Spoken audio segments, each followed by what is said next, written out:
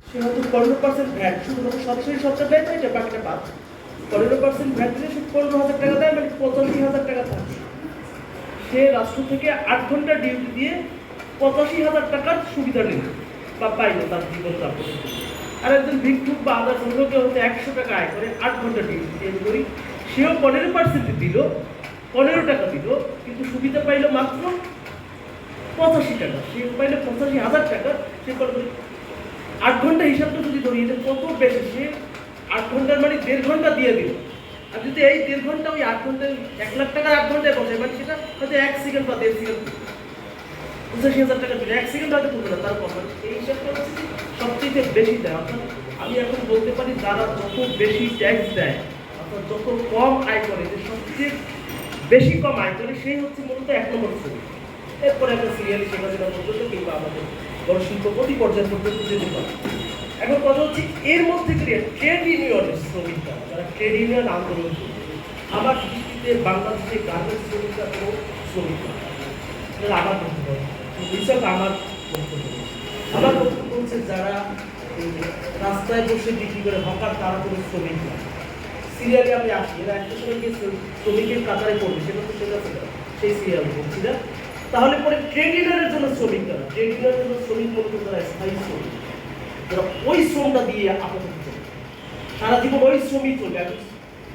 যে আমি এখন যে সাংবাদিকতা রাজনীতিকে বলি আমাদের ট্রেড ইউনিয়ন আছে, মূলত আমিও শ্রমিকের মধ্যে পড়ি না, এটা সত্য। কারণ এত বেশি আয় করি যে আমার শ্রমের মতো, মানে আমি আরো বেশি আয় করতাম যদি ট্রেড ইউনিয়নের বা ওয়েলফেয়ার স্টেট থাকতো, আরো বেশি আয় করতে পারতাম, আরো বেশি সুবিধা পাইতাম। কিন্তু এখন যেটা পাই সেটি আমার পর্যায়ে, আমার সমাজটা কি বা আমার পরিবারটা কি, যে পরিবারের মান, তার থেকে আমি অনেকখানি উপরে উঠেছি, উপরে আমি স্যাটিসফাইড হয়ে গেছি। স্যাটিসফাইড হওয়ার কারণে আমি আর তাকে ট্রেড ইউনিয়নে নিয়ে আসতে পারছি।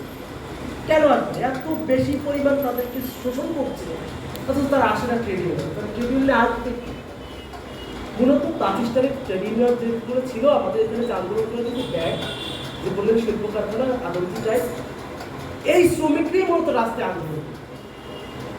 বাংলাদেশে হকাররা কোনোদিন আন্দোলন করেছে, কোনো কিছু পরিবর্তন ঘটাইছে, এরকম কোনো ইতিহাস বাংলাদেশে না, পৃথিবীতে পাওয়া। কিন্তু দেখা যাচ্ছে এখন সারা পৃথিবীতে এই জাতীয় শ্রমিক ফ্রন্ট সামনে। এবং এরা যেহেতু মূলত ট্রেড ইউনিয়ন কাঠামোর শ্রমিক না, শেষ পর্যন্ত গিয়ে তাদেরকে আর পাওয়া যায়। আমার ধারণার কথা বলছি, এর বিপরীতে আপনাদের যদি কোনো বক্তব্য সেটা বলছি। এখন আমি আসলে কারে কারে আনতে পারি খুঁজ করে, আমাদের কি আছে কোনো তথ্য আছে বাংলাদেশে এই মুহূর্তে কটা শ্রম আছে, মানে কি পরিমাণ কাজ আছে, মানে এই যে একজন কৃষক সে কৃষক, একজন জেলে সে জেলে, একজন রিক্সাওয়ালা সে রিক্সা, এরকম কতগুলো সেগমেন্ট আছে, এরকম কোনো ধারণা আছে? ট্রেড ইউনিয়ন যারা করে আই থিঙ্ক কারণ আছে আমার ধারণা। আমি একাধিক লোকের কাছে জিজ্ঞাসা করেছি, জানতে চেয়েছি, বলছে হ্যাঁ আছে, আমি জানি, অনেক কিছু জানি। আমাকে বলে কেউ আমাকে দিতে পারে না। সত্য বাংলাদেশে এই কমিউনিস্ট পার্টির শ্রমিক সংগঠন থেকে শুরু করে যারা ভাইটাল লেভেলের অনেকগুলো সংযুক্ত শ্রমিক ফেডারেশন আছে, বাসদের ইভেন জামাতের, প্রত্যেকের কাছে আমি জিজ্ঞাসা করেছি আছে কিনা তারা কিন্তু জানে। একটা সময় ভাব ছিল জ্ঞান, মানে সক্রেটিস তখন কথা বলছে যে ভাব বাড়ি কথা, হয়তো থেরিসের বক্তব্য দিয়ে তো শুরু করি আমরা, কি পানি থেকে সব সৃষ্টি, সেটা ভাববাদী কথা। এইটা একসময় আছে বিজ্ঞানের তথ্যে, সেটা আমরা একসময় ইয়া পদার্থ বিজ্ঞান দিয়ে আবিষ্কার করলাম না সব কিছু এই পদার্থ তৈরি, তখন এটা বিজ্ঞান হয়ে গেছে। এখন এসে আসছে ইনফো। এখন ইনফো পাইলে কোনো জ্ঞান নেই। সারা পৃথিবীতে কত মানুষ আছে? 800 কোটি মানুষ আছে, গুণে বলছি। একটা সময় ধারণা করতাম সারা পৃথিবীতে হয়তো 300 কোটি থাকতে পারে, সেটা বলতাম আমরা তো 1500 সালে তারা বলতো, তাহলে ধারণা বলে সব দেশের সেন্সার ছিল না। হয়তো আমেরিকা ছিল না, ইউরোপের কয়েকটা দেশে ছিল 1600 সালে, আমাদের এখানে তো সেন্সার ছিল না। না কারণে তাদের ধারণা করবে, এখন কোনো ধারণার জন্য কোনো জ্ঞান নেই, সব জ্ঞানী, সব কিছু সম্পর্কে ইনফো আছে। এবং এই ইনফোর মূল সোর্সিংটা করে হচ্ছে এনজিওরা। এনজিওরা জানে, আপনি এনজিওতে যাবেন, বাংলাদেশে কতজন শ্রমিক আছে রিক্সা চালায়, ঘাটা চালায়, আপনার কাছে নাই সেটা। আপনি তার কাছে চ্যালেঞ্জ দিতে চাচ্ছেন, আপনার কাছে ইনফো নাই, আপনি চ্যালেঞ্জ দিতে চাচ্ছেন আমি জমি আন্দোলন করবো, সব ইনফো তার কাছে, এবং সে পলিসিতে ওই কারণে আদমজি বন্ধ করতে পারে সেগমেন্ট। রাশিয়া যখন হামলা করছে সে কিন্তু সব কিছু আগে অ্যাসিস্ট্যান্ট করছে। ইভেন মোদি যখন ক্ষমতায় এসেছে, সে যখন গোবর খাওয়াইছে মানুষকে, আপনার মনে হয় কি ধর্ম দিয়ে খাওয়াইছে? ইনফো দিয়ে খাওয়াইছে। কি ইনফো? 3 বছর আগে সে একটা প্রকল্প নিয়েছে, আমি জানি না, কিন্তু নিয়েছে কি কি পুরো ভারতে গোবর খাইতে পারে এরকম মূর্খ কতজন আছে খুঁজে বের করে। সেগুলো ঠিক খুঁজে বের করছে।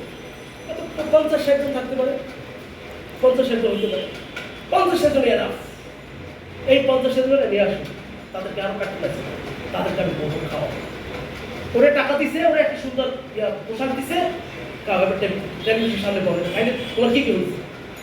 লাখ লাখ মানুষ আমেরিকায় গোবরের কেক বানিয়ে এক্সপোর্ট করে। এটা হচ্ছে ইনফো, মানে তার কাছে তথ্য আছে যে আমি কোন জায়গায় ক্লিক করলে এইটা আরো বেশি রাইজ করবে। আমার কাছে কি আছে? প্রত্যেকটা ব্যাংকের প্রত্যেকটা ট্রেড ইউনিয়ন নেতার সঙ্গে আমার খুব ভালো সম্পর্ক। ঈদ আসলে আমাকে 5,000 টাকার মতো আমাকে না সব সাধারণ দেয়। প্রত্যেকটাই করাপ্টেড।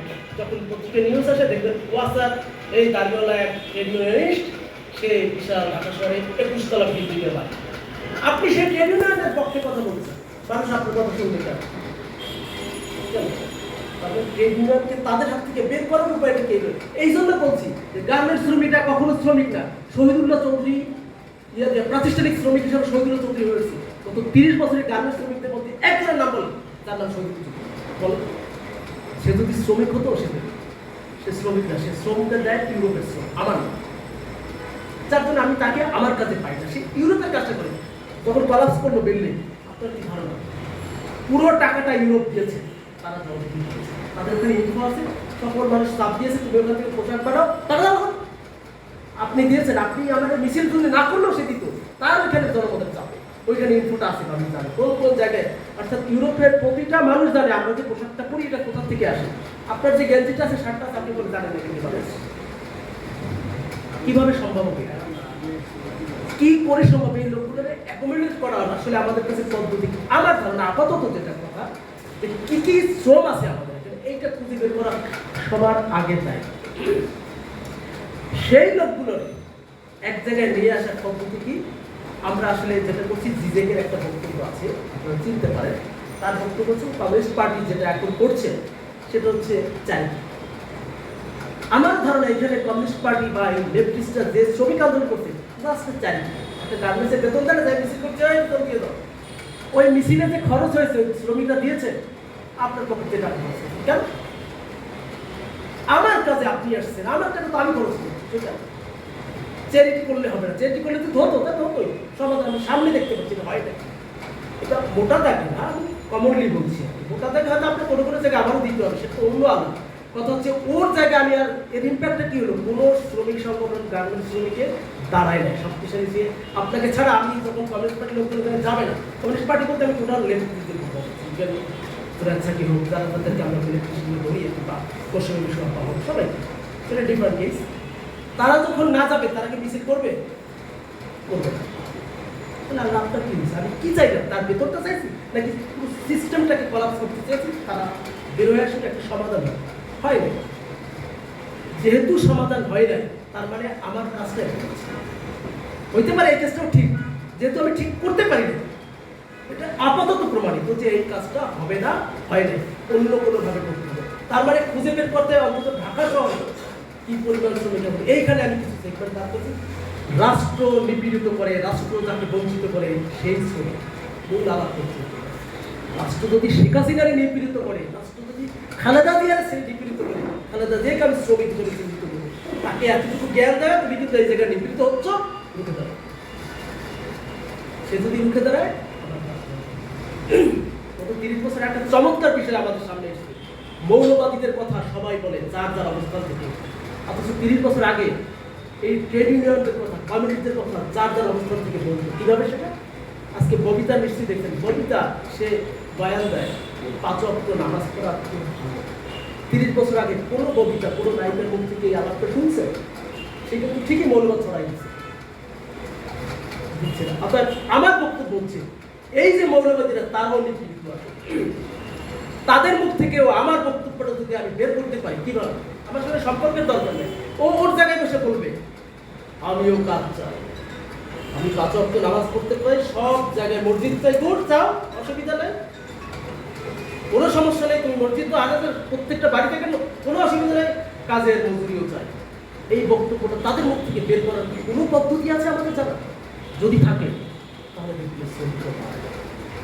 ও যখন এইটা একই সঙ্গে বলা শুরু করবে প্যারালাল, আমি তার সঙ্গে কোনো জোট করবো না।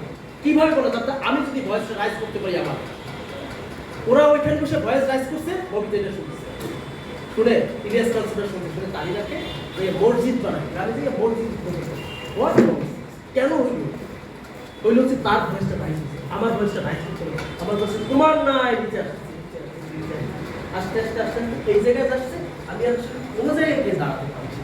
সবাই মিলে তুমি ডিনারের পক্ষে কথা বলে এসেছো তো, পুস্তরা ভবনের বাড়ি, যার জন্য আমার কথাটাও তাকে শোনাইতে পারছি। এই নিপীড়িত লোকের মধ্যে আমি মনে করি এখন আছে ঢাকা শহরে যারা হোটেল শ্রমিক না, হোটেল মালিক, ছোট ছোট হোটেল মালিক, কিভাবে তাদেরকে ডিস্টার্ব করে সরকার কল্পনা করতে পারে। মৌলভীবাজারে ছোট্ট ছোট্ট যারা দোকানদার আছে, তাদের ছোট্ট যে কিন্তু বিভিন্ন ইম্পোর্ট করে চায়না মাল হ্যান ত্যান, এদেরকে ভ্যাটওয়ালা কীভাবে ডিস্টার্ব করে কল্পনা করতে হবে। অন্যরকম ডিস্টার্ব ওদেরকে গিয়ে ওরাই টাকা দেবে। ঢাকা শহরে গ্রামে তো শ্রমিক যারা যারা আছে জেলে, আবার আলাদা আরেক রকম সেগমেন্ট। জেলা শহরগুলো, উপজেলা শহরগুলো যারা রিক্সা চালায় তারা ওইখানে কি ওখানে যারা রিক্সা চালায় ওইখানে ডিস্টার্ব হচ্ছে অটোওয়ালাদের, ছোট গাড়ি যারা চালায় তারা, বাস মালিকরা প্রচুর ডিস্টার্ব। এই বাস মালিকদের, ছোট বাস মালিক, নট কে নাকি বা এই লেভেল না, সেকেন্ড থার্ড লেভেলে যে বাস মালিক, এরা অসংখ্য অপরেস্টের শিকারে কাজ করে এদের কাছে আবার পকেটে টাকাও আছে। এদেরকে যদি আমার কথাটা শোনাইতে পারি, কোনোভাবে এক জায়গায় আনতে পারি, এই নিচের শ্রমিকরা ফলো, এরা নিচের শ্রমিকরা সবসময় ফলো করে, তারা ফলোই করে দেবে, ফলে তারা তার জায়গায় দাঁড়ায় দেবে। সে আমার বক্তব্য ওইখানে বলে দেবে, ওই মৌলবীও তখন আমার বক্তব্য, হ্যাঁ এই কিন্তু রাইট। আমার কথা হচ্ছে সেই নির্যাতিত রাষ্ট্রের সেই নিপীড়িত লোকগুলোর খোঁজ করে বের করাটা আমাদের আপাতত জরুরি দায়িত্ব বলে আমি মনে করি। এই বক্তব্য করে আমার বক্তব্য শেষ করছি। সবাইকে ধন্যবাদ। ধন্যবাদ দাদা শঙ্কর দা, কমরেড